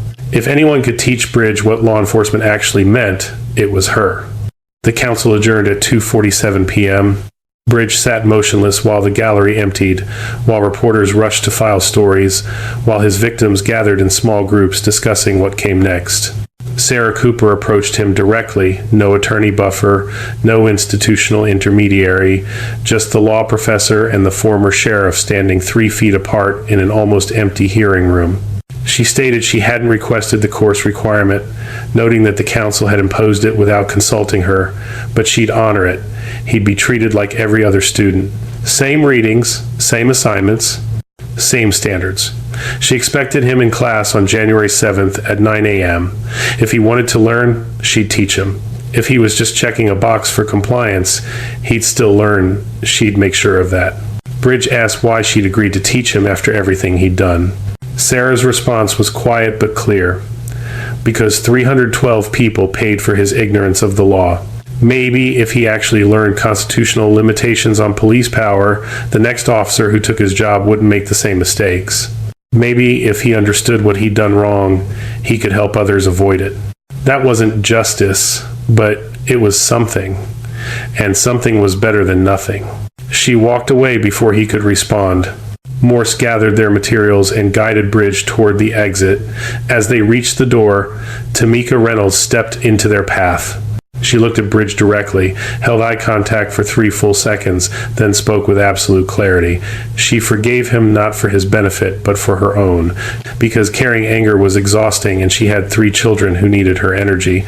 But forgiveness didn't mean forgetting. It didn't mean what he did was acceptable. It meant she was choosing not to let him occupy her thoughts anymore. He should take that as the gift it was. Bridge nodded once, unable to speak. Tamika stepped aside. Bridge walked to his car in the parking lot, climbed behind the wheel, and sat in silence for 11 minutes before starting the engine. 3 weeks ago, he'd been Sheriff Zach Bridge, 12 years of authority, institutional power, political connections, the ability to arrest people with impunity. Now he was a decertified former officer with $110,000 in fines, pending criminal charges, and a court order to attend a constitutional law seminar taught by the woman he'd arrested. The karmic symmetry was almost perfect. December brought cold rain to Willow Creek, the kind of persistent drizzle that turned unpaved roads to mud and made everyone question why they lived in Georgia instead of somewhere with actual seasons. The town looked smaller in winter, more exposed without the camouflage of green leaves and warm weather tourism. Just another rural county seat with a struggling downtown, a Walmart on the bypass, and the particular economic desperation of places the world had moved on from. The Willow Creek County Commission held its final meeting of the year on December 19th. The agenda included one significant item: formal dissolution of Willow Creek Supervision Services and distribution of restitution funds to victims. The commission chamber was full and usual for a December meeting, but the victim restitution had drawn attention. All 312 defendants who'd been processed through Bridge's probation scheme had been contacted individually. Most had responded. Tonight, they'd receive checks representing full refunds of every dollar they'd paid, plus 6% annual interest calculated from the date of initial payment. Interim Sheriff Thomas Mitchell stood at the podium reading the settlement terms that had been negotiated between the Attorney General's office, the county, and Jennifer Bridge Morrison. Willow Creek Supervision Services had been dissolved. All corporate assets, $847,000 remaining in company accounts, had been seized and transferred to the restitution fund. Jennifer Bridge Morrison had surrendered her personal assets, including her house, 2 vehicles, and investment accounts, adding another $1.3 million to the fund. The county's liability insurance had contributed $400,000. The Attorney General's Victim Compensation Fund had contributed $150,000 to ensure every victim received 100% restitution plus interest. Total restitution pool, $2,697,000. Mitchell called names alphabetically. Each victim approached the podium, verified their identity, signed acknowledgement paperwork, and received a check. The amounts varied. Some had been on probation 6 months, others 18 months, payments ranging from $510 to $15,300 depending on supervision length and accumulated fees. Tamika Reynolds received $7,850, every dollar of the $7,200 she'd paid over 18 months, plus $650 in interest. She stared at the check for 10 seconds, tears running silently down her face, before walking back to her seat, clutching the paper like it might evaporate. The process took 2 hours and 37 minutes. By 8:43 p.m., all 312 victims had been called, verified, and paid. The commission chamber erupted in applause, not performative political theater, but genuine relief from people who'd lived with debt they couldn't escape and now held checks representing money they thought was gone forever. Commissioner Robert Hayes approached the podium for closing remarks. He'd been the strongest supporter of Bridges' promotion in 2018, the politician who dismissed Sarah Cooper's testimony as academic overreach disconnected from real-world law enforcement. Tonight, his expression showed something closer to exhaustion than triumph.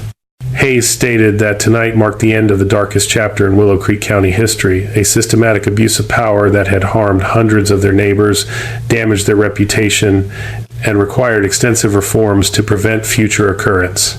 The commission had enacted new ordinances. Body cam footage would be automatically reviewed by independent auditors every 90 days. All traffic citations would require photographic evidence of violations. No county employee or their family members could own businesses that contracted with the county, and every arrest would be reviewed by the county attorney within 48 hours to verify probable cause. He continued, they'd also rename their fire hydrant parking enforcement protocol. Going forward, any citation for parking too close to a hydrant would require photographic documentation of curb markings and hydrant visibility, officer training on the statutory exemptions, and supervisory approval before issuance. The protocol would be called the Cooper Visibility Rule, named after the professor who'd written the statute and exposed its exploitation. Hayes acknowledged that no amount of procedural reform would undo the harm Bridge had caused. No policy manual would erase 18 months of financial stress for families who'd paid fees they didn't owe. But they could ensure it never happened again. They could build systems that protected the vulnerable instead of exploiting them. They could make Willow Creek County a place where law enforcement served all citizens equally. The meeting adjourned at 9:04 p.m. Outside the county building, Tamika Reynolds stood in the parking lot with her mother, her 3 children, and the check representing 18 months of recovered payments. The rain had stopped temporarily, leaving that particular after-rain smell of wet asphalt and clean air. Her 9-year-old daughter asked if this meant they could buy groceries without Mom counting every dollar. Tamika hugged her daughter and confirmed it meant exactly that. Sarah Cooper watched from her car on the far side of the parking lot. She'd attended the meeting quietly, sitting in the back row, declining the commission's invitation to speak publicly. The victims deserved the spotlight tonight. They'd lived through the abuse. They'd survived the financial devastation. They'd come forward to testify despite institutional power structures designed to silence them. This was their victory, not hers. Her phone vibrated. Text from Marcus Whitfield. Criminal trial date set for March 17th. Bridge taking plea deal. 2 years prison, 5 years probation, permanent ban from law enforcement, $250K, restitution to General Victim Fund. Sentencing hearing, Feb 28th. You'll be asked to testify. Sarah replied, I'll be there. She started her car and drove back to Atlanta. 43 minutes of highway darkness, giving her time to think about what came next. The criminal trial would bring more media attention more testimony, more documentation of systematic abuse than the civil rights lawsuits. Multiple law firms had already contacted victims about federal civil rights claims that could take years to resolve. But there was also the spring semester. Her syllabus for constitutional limitations on police authority needed revision to incorporate Bridges' case as a teaching example. The course readings needed updating, and she needed to prepare for the peculiar challenge of teaching constitutional law to a former sheriff who'd violated every principle the course examined. The Emory University School of Law spring semester began on January 7th. Sarah arrived at her classroom at 8:45 a.m., 15 minutes early. As always, giving herself time to organize materials, test the projection system, and mentally prepare for the first day of class, energy that always felt different from mid-semester routine. Her classroom seated 42 students, third-year law students finishing their criminal procedure coursework, a few 2Ls who'd heard the class was demanding but valuable, and one middle-aged white man sitting in the back row who looked profoundly uncomfortable. Zachary Bridge had arrived at 8:30 a.m. and chosen the seat farthest from the door corner position with clear sight lines. The instinctive spatial awareness of someone who'd spent decades evaluating threats and planning responses. He wore civilian clothes, no uniform, no badge, nothing identifying him as law enforcement except the particular body language that never quite disappeared. The other students knew who he was. Everyone in Georgia knew who he was. The body cam footage had been viewed millions of times. His decertification hearing had been covered extensively. His presence in the classroom created an awkward tension. Former sheriff ordered by post counsel to learn constitutional law from the professor he'd arrested. Sarah began class at exactly 9 a.m. She welcomed everyone to Constitutional Limitations on Police Authority, explaining the course would examine Fourth Amendment seizures, Fifth Amendment protections, Sixth Amendment right to counsel, 14th Amendment due process, and qualified immunity standards. They'd analyze Supreme Court precedents, study lower court applications, and discuss real-world scenarios where theory collided with practice. She made no reference to Bridges' presence, didn't acknowledge him, didn't explain why a former sheriff was enrolled. Just started teaching the way she taught for 23 years, systematic, precise, challenging students to think clearly about complex problems. The first case was Terry v. Ohio, the foundational stop and frisk decision establishing that police could briefly detain someone with reasonable suspicion of criminal activity even without probable cause for arrest. Sarah walked through Chief Justice Warren's analysis, the balance between effective law enforcement and individual liberty, the requirement that officers articulate specific facts justifying the intrusion, the limitation that stops must be brief and minimally invasive. She cold-called students to analyze the holding. Third-year student Marcus Johnson argued the case gave police too much discretion. Second-year student Amy Chen countered that some discretion was necessary for effective policing. Sarah pushed both of them, asking Marcus what alternative rule would protect public safety, asking Amy what prevented discretion from becoming discrimination. 40 minutes into class, Sarah posed a hypothetical. Officer observes a woman parking beside a fire hydrant. Officer believes the parking is illegal. Officer approaches the woman, who is no longer in the vehicle but walking on a public sidewalk. Does the officer have reasonable suspicion to detain her? Does the officer have probable cause to arrest her? What if the woman explains that the parking is legal under a statutory exemption? What if the officer arrests her anyway? The classroom went completely silent. Everyone knew this wasn't a hypothetical. This was Sarah's arrest, translated into the abstract language of law school pedagogy. Sarah called on Bridge directly the first time she'd acknowledged his presence. She asked him to analyze the scenario from a Fourth Amendment perspective. Bridge hesitated for 3 seconds that felt longer. Then he spoke, his voice carrying the particular discomfort of someone required to publicly dissect his own misconduct. He stated that the officer had no reasonable suspicion to detain the woman once she'd exited the vehicle because she was not engaged in any criminal activity observable at that moment. Walking on a sidewalk was not suspicious behavior. The officer's belief about parking violations was irrelevant because the woman was no longer parking, she was walking. Sarah asked whether the officer could still write a parking ticket.